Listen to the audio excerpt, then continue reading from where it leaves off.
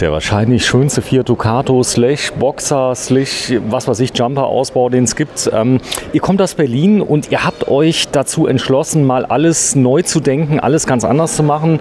Insbesondere werden wir gleich eine Weltsensation sehen, die eigentlich total simpel ist. Eine mechanische Einrichtung zur Veränderung eines Wohnraums, damit man einen Wow-Effekt kriegt, oder? Ja, das ist sehr gut beschrieben und keiner weiß, was gemeint ist. Aber ja, das zeigen wir gleich. Ich wollte es ja nicht vorwegnehmen, ja. Denn die meisten, ich sag mal, Kunden sagen immer, oh, ich habe keine Dusche drin und es kommt ganz anders. Komm, wir zeigen erstmal, du hast dich entschlossen, natürlich das Fahrzeug zu nehmen. Ihr habt zwei Ausbaustufen, ihr habt einmal den Sprinter in Angriff genommen, der ja deutlich schwieriger auszubauen ist wie ein Ducato und der Ducato ist der Kindergeburtstag dagegen, aber viele haben ja irgendeinen alten Ducato noch da rumstehen, oder? Genau.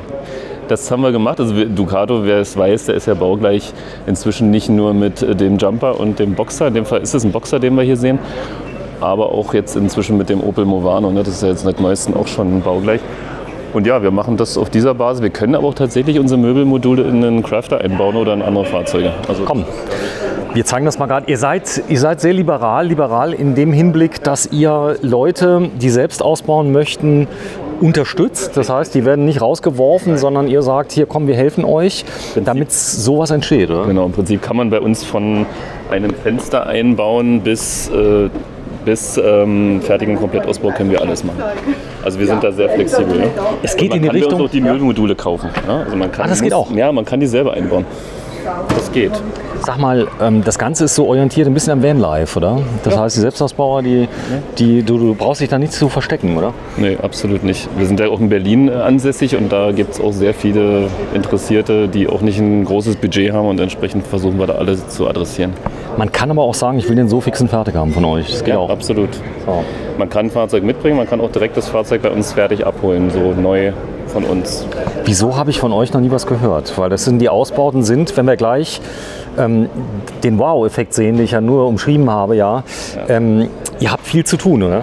Jetzt schon. Wir haben viel zu tun, wir haben aber noch den Vorteil für alle, die interessiert sind, dass wir noch nicht so bekannt sind. Also nicht nur du kennst uns nicht, sondern viele andere auch noch nicht, weil wir sind erst 2,5 Jahre alt oder jung und dementsprechend haben wir noch nicht so eine riesen Fanbase. Ja? Die wächst, aber wir sind noch, unsere Lieferzeiten sind nicht 2 Jahre, wir können noch unter einem Jahr ausbauen. Befürchte Schlimmstes, denn du kannst quasi den Möbelbau komplett anpassen. Klär mich mal auf, was ist das für ein Holz oder ist das wahlweise? Wahlweise, genau. Wir haben jetzt hier angefangen mit dem Birke-Sperrholz. Das ist Birke-Sperrholz mit einem HPL-Beschichtung oben drauf, also sehr stabil und robust. Wir haben aber auch in einem anderen Fahrzeug, der Sprinter, der hier steht, haben wir ein indonesisches Leichtbau-Sperrholz, was 50% leichter ist als dieses Holz, auch noch leichter als Pappel ist. Das heißt, wir sind da flexibel und dieses Holz wird dann belegt mit einem Echtholz von hier, von Esche über Eiche, über Kiefer können wir da verschiedene Furniere aufbringen. Ja, ihr habt auch natürlich Lösungen wie Backen beim Sprinter drin. Ihr könnt euch das Ganze angucken. Wird das bei euch 3D geplant am Rechner, dass der Kunde schon mal sehen kann, wie es aussieht später? Wir haben die Möbel tatsächlich alle in 3D geplant, aber wir machen momentan die Planung tatsächlich, sag mal, auf dem Papier mit dem Kunden. Am Reißbrett. Das heißt, es kribbelt ein bisschen mal, da könnt ihr reinkommen. Darf ich da mal reingucken, was da drin? Absolut. Viel unaufgeräumter Kram. Hättest du nicht angekündigt, hätte ich natürlich aufgeräumt. Nee, ist doch gut. Aber wir haben hier, ich bin auch dann noch auf Reisen danach, deswegen habe ich wirklich alles mit. Da sind 4 Stühle drin, da ist ein Tisch drin, der jetzt draußen steht, da ist noch eine extra Markise drin, noch eine Markise drin und wir haben hier auch noch so eine Art Sandbleche, mobile. Also wir haben hier eine Menge drin. Auf der anderen Seite habe ich ein Stand-Up-Paddle noch drin und Holz drin. Ja, das siehst du da durchschimmern. Nicht, dass ich jetzt Quatsch erzähle, aber da siehst du das. Und was ich damit sagen will, ist, dass neben der Technik, die hier Platz findet, also Wasser links, Elektro rechts und im Sockel Standheizung und Boiler. Push-Locks? Nee, einfach ziehen. Wir machen alles mit mechanischen Verschlüssen, das heißt einfach aufziehen. So, man sollte die, wenn sie zu hart sind, glaube ich, ein bisschen fetten, dann geht es einfacher? Ja, also ich habe das mal gemacht. Auch, man kann das ist eine Einstellungssache. Was ist das Rote hier eigentlich? Das sind tatsächlich so eine Auffahrrampen, aber so eine Art Lego-Prinzip. Sag mal, also selber nie gesehen. Nee. Ich glaube, die selber jetzt entdeckt ist aber auch kein großes Geheimnis, weil ich glaube, die gibt es bei einem der großen Hersteller. Die sind wahrscheinlich... Anfangen, dir die hier beliebig zusammenzustellen. Also zum Beispiel so und dann baust du hier nochmal Ach so! an, das sozusagen in deine Höhe zu bauen, wie du es gerne hättest. Und jetzt kannst du dir vorstellen, jetzt wird daraus irgendwann das, was du gerne haben möchtest. Und dann fährst du darauf. Cool, nie gesehen. Aber man lernt ja immer dazu. Also all das passt hier rein. Da ist der Wassertank, man sieht es schön. Ja, 85 Liter Frischwasser. Ist okay, oder? Ist okay. Mit 5 Liter extra im Warmwasserboiler. Und wir haben auch das gleiche nochmal Unterflur als Abwasser. Es riecht schön nach Holz, wenn ihr drin müsst. Also fast schon so ein bisschen wie die Zurbenbox nebenan. Ja, die bin ich auch ein großer Fan von. Also ganz so kommen wir nicht ran mit dem Geruch, aber es riecht wirklich natürlich und schön und das auch ab Tag 1. Also und hier drin, was ist da drin? Unten drunter? Wir haben hier, Ja. das sind nochmal große Schubfächer. Die kommen tief? Ja. Kommt tief. Die ist ein bisschen kürzer, weil Hast du Kinder? ich habe eine Tochter, deswegen siehst du schon. Ne? Meine 7-jährige Tochter, die ist aber gerade glücklicherweise, wird die beschäftigt hier. Sehr schön. Also da passt alles Spielzeug rein, was drin ist. Ja, ich habe hier auch, also man muss ja immer, heutzutage muss man ja gute Sachen einkaufen. Also ich habe jetzt hier zum Beispiel, macht gleich hier ein bisschen Werbung, aber eine schöne faltbare Feuerschale drin. Wir haben hier einen Spaten, wir haben hier eine Axt drin, wir haben eine Hängematte drin. Feuerschale? Ja, die ist super. Also Sag mal muss ich echt bitte. sagen von, ja. EOE heißt die Firma. Also ich muss sagen, es gibt ja viel Zeug, was nichts kann, aber ich finde, das ist wirklich eine super Sache. Guck mal, die Tasche ist wirklich überschaubar. Und wenn du die auch machst, Das ist wahrscheinlich jetzt eine... hier, es geht relativ zügig. Also ich sag mal, das dauert wirklich 30 Sekunden. Ich kann das auch noch als Grill umfunktionieren. Aber im Endeffekt ist es so, du kaltest das hier auf, dann hast du schon mal den ersten Part und dann nehme ich den zweiten. Ja, siehst du, es benutzt und zack. Und dann hast du jetzt sozusagen noch 2 Einlagen, die sind hier drin und dann wird daraus schon eine Feuerschale. Einmal der unten und einmal der Grill. Ich mache das jetzt mal ein bisschen provisorisch und damit ist es eine Feuerschale. Und jetzt könntest du theoretisch noch einen Grill draus machen. Wie du siehst, habe ich den noch nicht benutzt. Aber ich finde, es funktioniert, ist auch nicht Mikro. Aus Berlin? Aus Berlin. Achso, die Firma, wissen nicht, nee, die Firma nicht. Na komm, ich zeig das mal. Eifel Outdoor Equipment. Ja, wahrscheinlich kommen sie aus der Eifel. Da sind doch, glaube ich, meine Stühle her. Ich finde wirklich eine klasse Firma. Schöne Sache. Ist das bezahlbar eigentlich, dein System? Ich hoffe, also man kann ja die einzelnen Möbel alle zusammenstellen, aber ich sag dir mal ungefähr, was das Auto kostet, so wie das jetzt hier vorgestellt ist, mit allem drin. Wir haben eine Lithiumbatterie drin, wir haben Solar auf dem Dach, wir haben Warmwasser, Standheizung und so weiter. Mit oder ohne Auto? 30 Volt. Mit was? Mit oder ohne Auto? Ich sag mal, ohne Auto sind wir bei 50 bis 55, mit Auto sind wir bei 85 bis 90. Ja. In der Produktqualität, muss man gleich mal sehen. Und das Schöne ist, dass du es auch in 5 oder 10 Jahren immer noch in den Zustand eigentlich zurückversetzen kannst, weil du alles abschleifen, ölen, das alles geölte Oberflächen. HPL sehr, sehr robust und wir können auch einzelne Dinge austauschen. Also das ist Dämmung, was macht ihr an den Seiten? Wie geht ihr da? Oder Boden? Wir haben einen großen Anspruch, natürliche Dämmung zu machen. Bei der Dämmung haben wir noch einen Kompromiss aus Armaflex und Sprühkork. Wir haben hier diesen Sprühkork auf den Türen, aber nicht nur in Türen, sondern in der ganzen Karosserie. Was ist das Das ist ein gesprühter Kork, eingefärbt. Der Kunde kann sich die Farbe aussuchen. Und ich finde die Haptik eigentlich ganz schön. Ist sicherlich Geschmackssache, aber was das auf jeden Fall macht, ist zusätzlich dämmen. Das ist also ungefähr auf dem Niveau ein bisschen drunter als Armaflex. Wir sprühen das in 3 Lagen, 3 mm. Und dementsprechend ist es natürlich keine vollwertige Dämmung, aber eine zusätzliche Dämmung. Schalldämmung auch ein bisschen? Schalldämmung auch, ja. Das ist definitiv Geräusch. Und wenn man jetzt hier anfasst, merkt man sogar bei dem Wetter einen Unterschied. Ich geh mal grad. Krass. Es fühlt sich ja... Pass mal hier an am Blech, dann merkst du schon mal, wie unterschiedlich sich das jetzt anfühlt. Bei 15 Grad ist es entsprechend viel stärker. Ist das leicht zu reinigen eigentlich? Du kannst mit der Bürste einfach rübergehen. Okay. Das ist mir aufgefallen. Also wir haben ja den Sprinter gezeigt, haben ein eigenes Video gemacht. Da ist der Kollege übrigens, der aus Potsdam kommt, der auch ein bisschen mitgeholfen hat, oder? Der war ab und zu mal da, hat er zumindest erzählt. Er war ab und zu da, um konstruktive Kritik zu äußern, aber ja, wir haben schon die Arbeit gemacht. Ist Teamgröße, wie Leute sagen? Wir sind insgesamt mit mir 13 Leute und haben so ganz verschiedene Disziplinen. Ne? Von Man kann sogar die Matratzenhärten bestimmen bei euch. Ja, der Kollege, hast du ja schon gesehen, der braucht ein bisschen mehr. Und dementsprechend, wir haben Kaltschaummatratzen, also wir versuchen da auch hochwertige Sachen zu haben. Kann man wählen. Wir gehen mal vorne. Ich das mal zeigen hier, weil du musst auch mal von hinten vielleicht was sehen. Was denn? Einfach die Funktion des Bettes, weil das ist schon eine ganz besondere Sache. Wir haben hier übrigens ein 5,40 Meter Fahrzeug, also sehr, sehr groß, 5,41 um konkret zu sein, also der L2H2. Wir können natürlich auch mehr und größer, aber das zeigt mal, was man hier kann. Und jetzt ist es so, das ist ja für 2 bis 3 Personen das Fahrzeug. Hat eine 2er-Sitzbank vorne. Du kannst das ganz aufmachen, querschlafen und längs schlafen. So, jetzt sehen wir erstmal meine Favoritenfunktion oder Position, das ist dieses U. Ja, das heißt, ich kann vorne sitzen und essen zu zweit, ich kann aber auch hinten mich lang machen, ich kann ein Buch lesen, wie auch immer hinten rausgucken, also finde ich eine schöne Sache und ich hätte sogar noch Stauraum, wenn ich mal ganz viel Gepäck habe. So, und jetzt kann ich das relativ einfach hier wegnehmen, die Matratze, so, mach die mal kurz hier zur Seite, dann schiebe ich das hier auf Jetzt siehst du schon, wird das hier ein Riesenraum. Einzelbetten. Und ich kann jetzt sozusagen den Tisch exzentrisch in eine Position bringen, wo ich auch theoretisch zu viert essen kann. Ach, du hast eine Sitzbank. Das ist eine Sitzbank, genau. Ich kann mich jetzt, ich mache das mal, ich demonstriere das mal kurz. Sitze ich hier, ich bin 1,85 groß, sitze ich hier und kann entsprechend...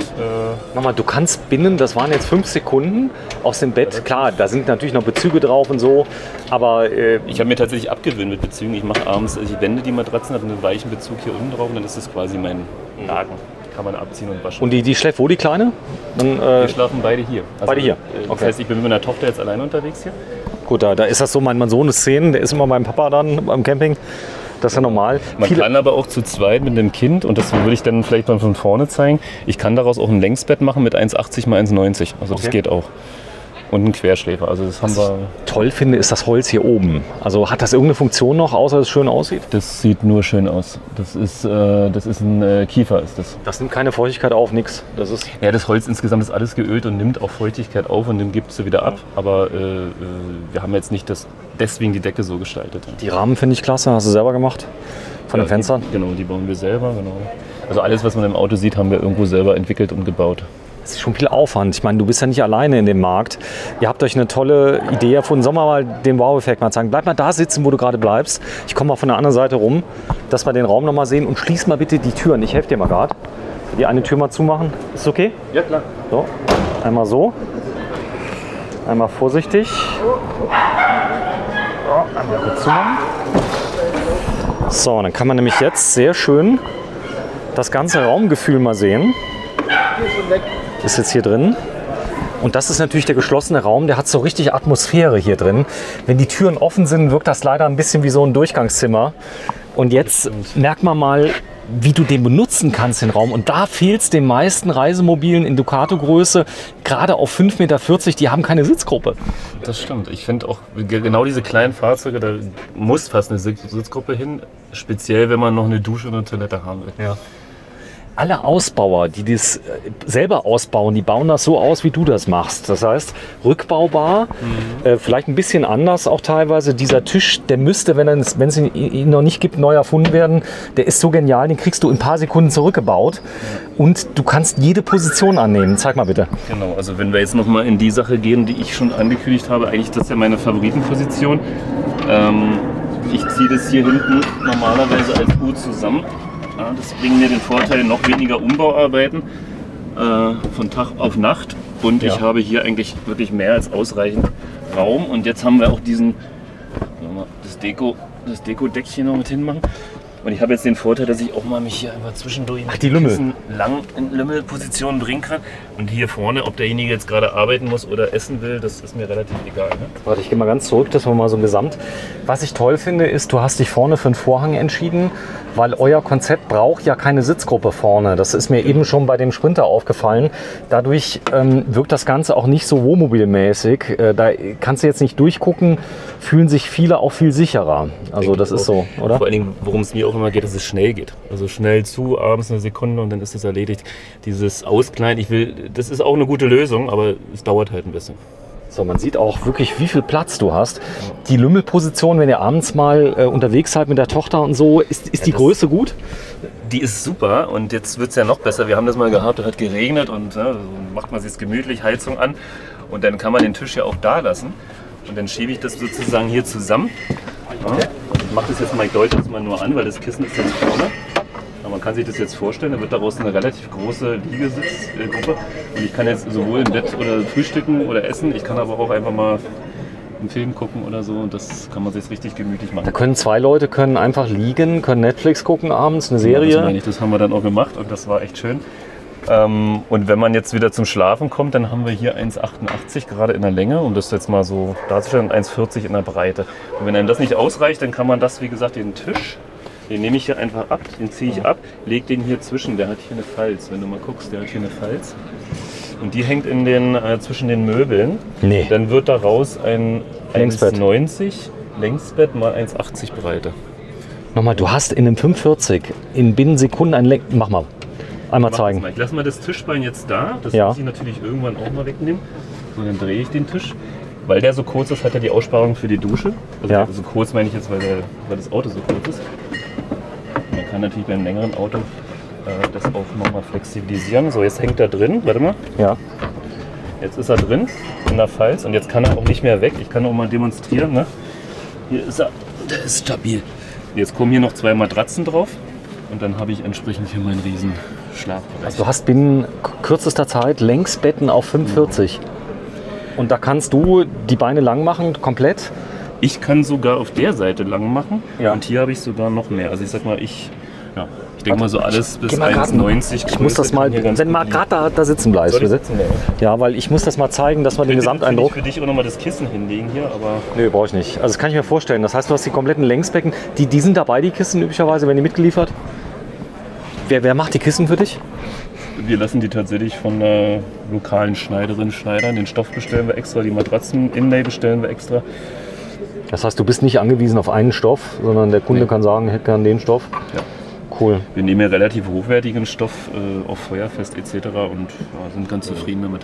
Es kommt noch viel besser. Es ist wirklich... Also bau den Tisch bitte nochmal zurück, dass wir das mal sehen. Wie schnell es wieder rückwärts geht. Wenn man Morgens jetzt. Morgens, ja, das Tischbein muss man natürlich einmal hinbauen, dann muss ich den Punkt hier finden.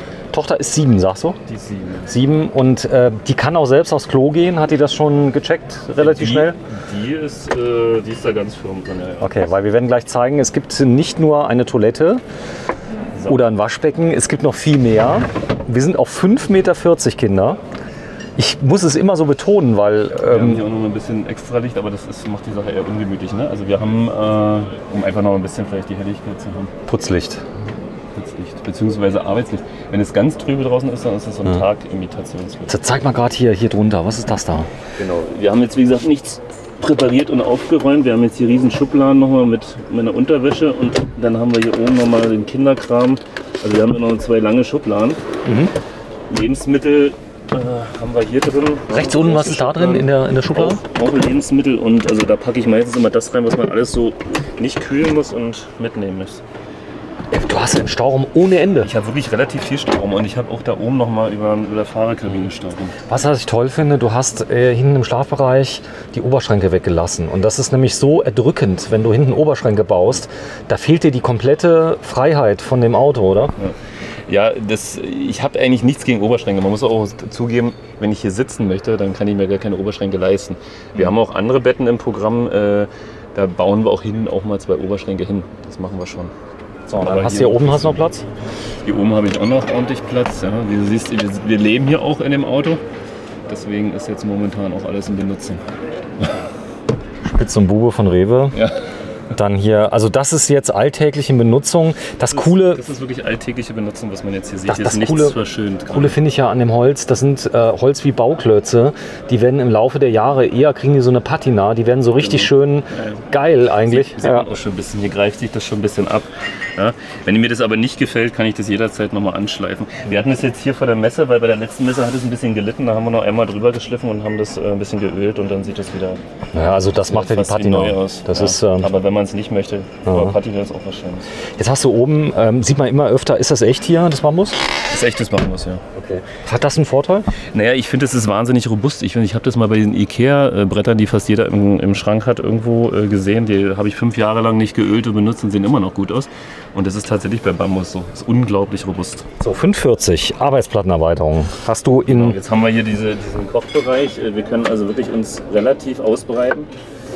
Tatsächlich zum Abwaschen auch wahnsinnig praktisch. Das habe ich dann auch erst in der Benutzung richtig rausgefunden. Ich habe ein echtes Schneidebrett. Ich kann auch wirklich hier drauf schneiden, wie man auch sieht. Und ich kann hier noch den Herd aufmachen. Wir haben verschiedene im Angebot. Du hast schon drüben gesehen, die Variante Gas. Hier ganz einfach ein Spirituskocher. Kann ich von vorne zugreifen. Ich könnte ihn auch rausnehmen. Und das ist mal die einfachste Variante. Ich habe gesehen, dass Can Kochfeld, also der Kunde soll nur sagen, was er will. Er kann gasfrei auch kriegen, wenn er will. Genau, das Spiritus, Induktion, egal. Solar. Ist ja auch am Ende immer, wir versuchen die Kunden auch wirklich dahingehend zu beraten und wir richten das Auto so ein, wie der Kunde das wirklich brauchen möchte. Und dazu gehört auch sowas. Und wenn der Kunde sagt, ich möchte gerne Induktion haben und ich möchte 2 Stunden am Tag kochen, dann sagen wir ihm auch ehrlich, was das bedeutet in Sachen Batterie etc. Und das ist mal eine sehr einfache Variante und kostensparend. Abwasser? Wie viel hast du? Abwasser haben wir 85 Euro. Gut, also genauso viel. Bau mal hier zurück, das ist schön gemacht. Du hast nämlich einfach nur eine... Zack, und dann geht das mit dem Magnet, wird das gehalten, dass es auch nicht klappert. Kommen wir, also bitte bleibt dran, wir werden den Wow-Effekt gleich zeigen. Jetzt noch nicht, aber was den meisten Leuten auffällt, ist, du sitzt hier, dann hast du eben deine Schupfnudeln gegessen und hast dich hier hingesetzt. Das ist direkt ein Tisch. Das ist direkt ein Tisch, ja. Also das meiste spielt sich beim Campen ja eigentlich draußen ab, deswegen wollten wir da auch ein Angebot schaffen. Und hier, ich räume das mal ganz kurz weg, weil was ich hier auch sehr praktisch finde, nicht nur, dass man einen Tisch hat, sondern dass auch tatsächlich hier Stauraum ist. Und ich habe auch den mobilen Kocher, wo ich jetzt zugeben muss, dass der im anderen Auto gerade steht. Den habe ich hier drunter, ja. Also das ist jetzt hier auch ein benutzter, deswegen sieht er nicht so hübsch aus wie der andere. Ja gut, gibt's ja. Aber er passt. Und jetzt kann ich das hier zumachen und habe sozusagen jetzt ein sehr aufgeräumtes Auto.